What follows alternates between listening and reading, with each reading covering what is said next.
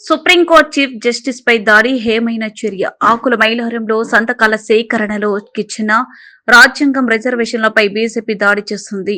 లక్ష్మారెడ్డి కాంగ్రెస్ కు అనుకూలంగా ఉన్న కొన్ని వర్గాల ఓట్లను బీజేపీ మరియు ఈసీ తొలగిస్తూ కుట్రలకు పాల్పడుతున్నారని మహేశ్వరం నియోజకవర్గం కాంగ్రెస్ ఇన్ఛార్జ్ కిచ్చన్న లక్ష్మారెడ్డి ఆరోపించారు. ఇవాళ కందుకూరు మండలం ఆకుల మైలారంలో ఓట్ల చోరుపై సంతకాల సేకరణ కార్యక్రమానికి ముఖ్య అతిథిగా కేఎల్ఆర్ హాజరయ్యారు. ఈ సందర్భంగా కేంద్ర సర్కార్ బీజేపీపై తీవ్ర స్థాయిలో విమర్శలు గుప్పించారు.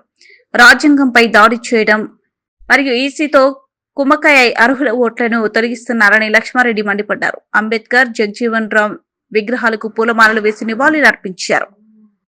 కులం, మతం ఆధారంగా ఓట్లను తొలగిస్తున్న కేంద్ర ప్రభుత్వంపై రాహుల్ గాంధీ ఇప్పటికే దేశ వ్యాప్తంగా ఉద్యమిస్తున్నట్లు కేఎల్ఆర్ గుర్తు చేశారు.